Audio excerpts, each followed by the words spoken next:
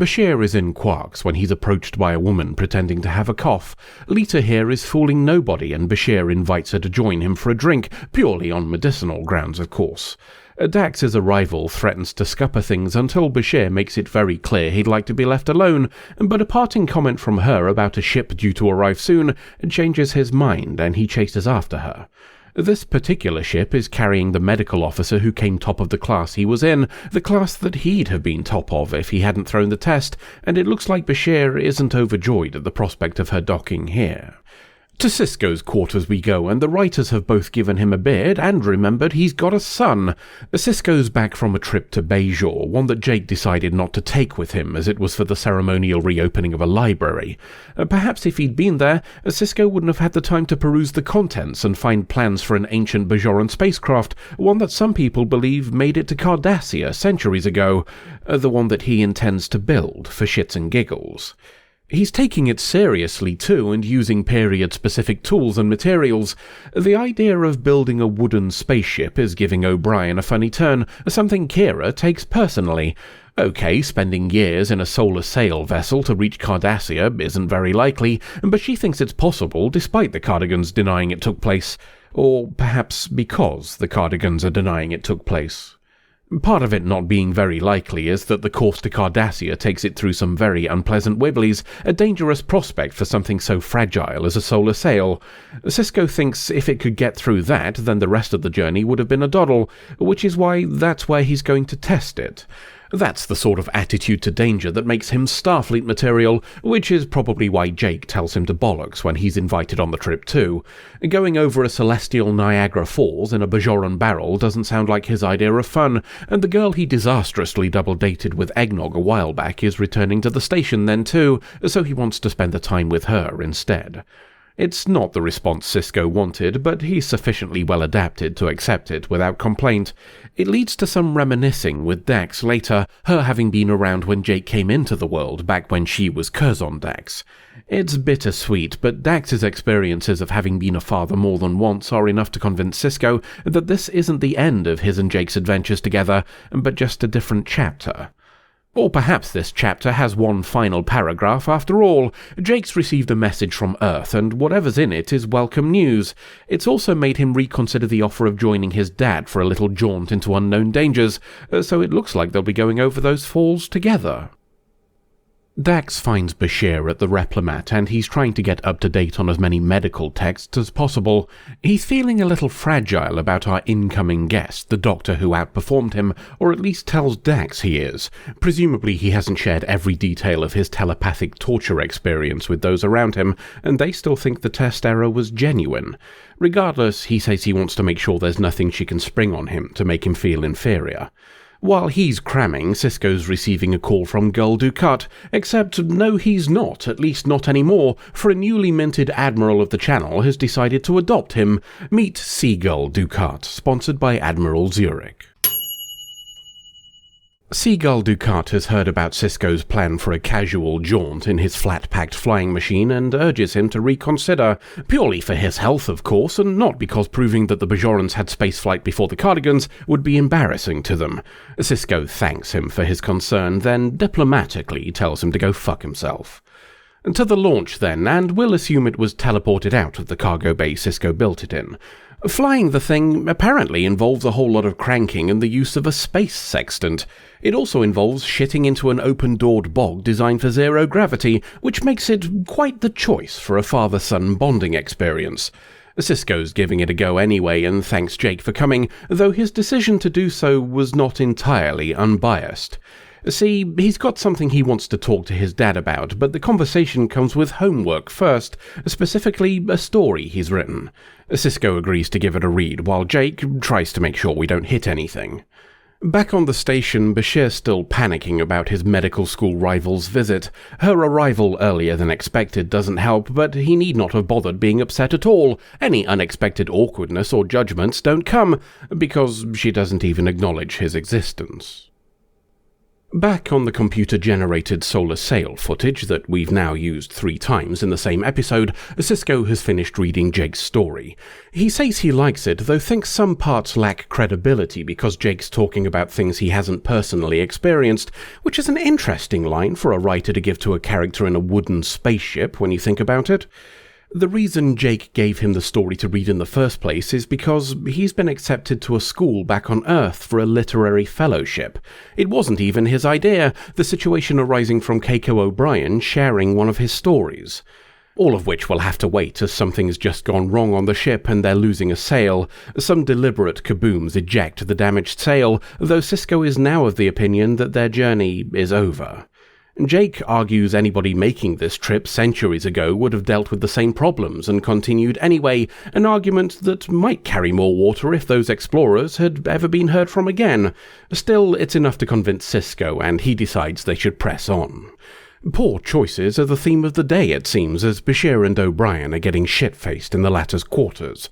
Bashir's upset about getting completely blanked by his old classmate and, after some reassurance from O'Brien, decides he should confront her about it. At least he has the sense to listen when O'Brien says it should probably wait until he can stand properly, and they go back to drinking instead. To the Bajoran barrel once more, and Jake is telling his dad that he's not going to the school on Earth, at least not yet. The reason is not that he'd be homesick, as Sisko suspects, but rather that Jake is worried how his dad will handle it. He's even trying to set Sisko up with a date to try and help things along. A calm discussion of family matters means it's time for something new to go wrong on the ship, and this one buggers up another sail while also significantly accelerating them. The science bollocks explanation for this is that the sails were hit by tachyons and they're now travelling at warp speeds, an explanation I have absolutely no intention of touching. Long story short, they're deposited somewhere new and everything's buggered. Even the space sextant is broken, so now they can't calculate their space latitude and space longitude using the space horizon. At least Sisko had the sense to bring a phone so they can give DS9 a call and get towed back home. Or not, as the station isn't answering. Maybe it's broken too, or maybe they've been carried so far that they're no longer in range, but the result will be much the same if nobody finds them before their air runs out. Bashir's back at Quark's and finally worked up the courage to talk to his former classmate, and he's even sober as well. Introducing himself has a curious effect, as she was under the impression Julian Bashir was an Andorian after him being pointed out to her at a party. The Andorian was a friend Bashir attended the party with, which is why she didn't know who he was earlier. That helps break the ice enough to talk about her posting, the one everybody in their class wanted. Everybody except Bashir anyway, as he'd had his eye on DS9.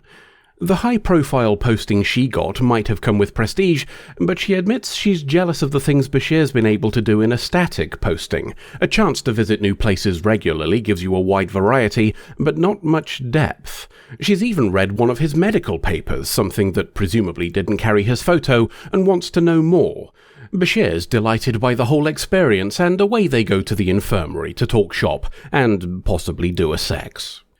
To the Bajoran barrel once more, and Sisko is fiddling with the phone he brought. He and Jake get talking again, likely to distract the latter from his concerns, and we learn the date Jake wants to set up for his dad is with a freighter captain. We also learn that Jake's decided for certain that he'll put off the writing fellowship for a year, Deep Space Nine being a great place for that all-important experience. Speaking of which, they're about to have a new one as some Cardigan ships have turned up. They call Sisko on the Federation phone he brought, which appears to be running the same operating system as Deep Space Nine for some reason, and we're greeted by Seagull Ducat. He wants to extend the Cardigan government's formal congratulations for managing to reach their space, the tachyon bollocks apparently having propelled them there.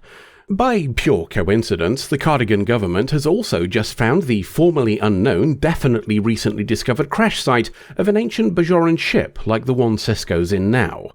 A fireworks display shows there's no hard feelings from the Cardigans, so we'll leave Sisko and Jake to celebrate, and Seagull Ducat to debate whether he can make a fireworks accident look convincing until the next adventure. You know, there are certain episodes of Star Trek where you end up thinking to yourself, wow, the writer of this sure did enjoy insert other specific piece of media. In this case, it's 20,000 leagues under the sea, low-tech approaches to high-tech problems festooned with ornamental brass fittings. That it doesn't really work if you think about it too hard is a secondary consideration, the rule of cool, meaning it doesn't matter as long as it's fun. You'd better be willing to suspend that disbelief even further if you give it some more thought, though, as you're required to accept that Sisko can build a whole ship in short order, using only archaic tools mind, and then be willing to trust not only his own life to it, but also the life of his child. And that's before you start considering just how much Starfleet would scream at him if they got wind that the ranking officer of a politically charged space station, one that's going to be the advanced warning post if the Dominion pops through the wormhole by the way, had decided to go off and play silly buggers for a lark. I realise that Starfleet likes to let their people have personal lives, but there's got to be a rule somewhere about hobbies that come with a significant chance of death by vacuum. If you're willing to put all of that aside, though, and give the science in this one a wide berth too, then what we get is an inoffensive little look at the home life of Sisko and Jake. It's quite the reversal of 3 years ago, Jake now being the one to worry about how him taking a position will affect his dad. I wonder if that was a deliberate callback, or just how things turned out. It's nice to get some development for Jake at least. Eggnog got a future before Jake did, his desire to join Starfleet coming along before we knew what the commander's own son wanted to do with his life. Perhaps there's a discussion to be had there about running away from something being a stronger motivator than running towards something. Regardless, it's the second nod to Jake's writing we've had, as well as the second nod to Keiko O'Brien uplifting the people around her. She'd previously told Jake's ex-girlfriend Marder to look at getting her stories published, if you recall. Come to think of it, maybe Keiko just really likes stories. Jake ends up not going, of course, deciding instead to stay on the station for another year. It's left to the viewer to decide whether that's for his sake or his father's, though I wonder how much the comment about experience plugged into Jake's own doubts about his writing. Sisko's not necessarily wrong per se, but his well-intended criticism here may have just cost his son a year of experience in a setting dedicated to writing. Sometimes the most constructive criticism in the world still knocks things down in the process. Let's end with Bashir, shall we? Not the business with his former classmate, which is largely forgettable, but a couple of other things. First is us learning that he's still presenting the fiction of unintentionally getting a question wrong in his exam to the people around him. We know better after his little telepathy coma story, and it's not the last time we'll revisit that particular nugget. The main thing, though, is his friendship with O'Brien. He describes Bashir as a love or hate kind of person, and admits in this one to not hating him anymore. That really leaves only one option, and him dancing around it could be taken as confirmation of the matter. We know O'Brien has been spending a lot of time with Bashir after Keiko moved to Bajor for a long-term project, so it's natural that they'd become closer as a result. One might even suggest that spending all of the time you'd previously devoted to a partner in the company of a friend might have an unintended psychological side effect too. End of episode. I've had an idea for how to get hold of the security footage. This should be good. What does that mean? Nothing. What's this idea? Well, we've tried everything we can up here to get hold of the footage, right? Only this isn't the only place the footage would be, is it?